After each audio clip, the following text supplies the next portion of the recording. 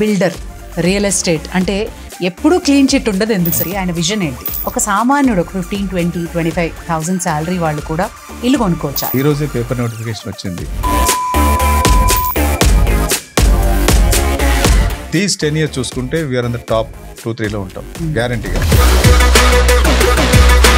24లో విపరీతంగా సేల్స్ పెరిగాయి. 24 ఎండ్లో డిక్లైన్ చూసాము. దగ్గర 20 to 25% డౌన్ఫాల్ కనిపించింది. ఎలక్షన్స్ ఎప్పుడు జరిగినా కానీ స్లో ఉంటుంది.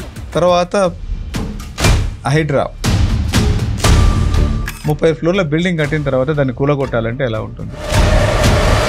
2024 డిసెంబర్లో ఇస్తాం ప్రాజెక్ట్ అన్నవాళ్ళు 25 డిసెంబర్ వస్తున్నా ఎక్కడా డెవలప్మెంట్ కనిపించట్లేదు. అలా చాలా ప్రాజెక్ట్స్ డెడ్ ప్రాజెక్ట్స్లో ఉండిపోయినా ఉన్నాయి. ఎందుకు ఇలా అవుతుంది? మన తాహతు మించి చేయడం బిల్డర్, వీళ్ళేమో చాలా తక్కువలో వస్తుందని కొనడం. ఈ రెండింటి వల్లనే ఈ ప్రాజెక్ట్స్ ఫెయిల్ కావడానికి ఆస్కారం.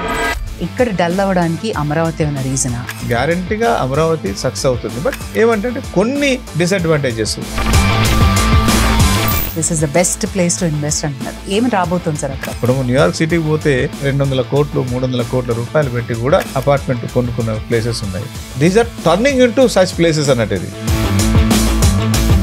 Tier 2, Tier 3 సిటీస్ మన తెలంగాణలో ఏ ప్లేసెస్ బాగా డెవలప్ అవుతున్నాయి? హైదరాబాద్ తర్వాత నెక్స్ట్ అంటే మనకు అదే.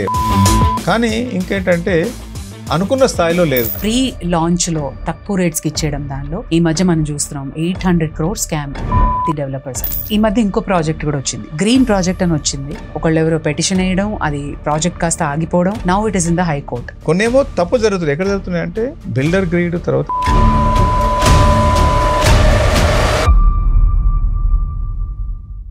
మనం అదిరిపోయే బట్టలు వేసుకొని రాకున్నావు మామా. చాందా చాందా చాందా quality best, bester, bestest, rate తక్కువ, తక్కువెస్ట్. పండగ కాకపోయినా KLM లో ప్రతిరోజు పండగే. 365 days ఆఫర్స్.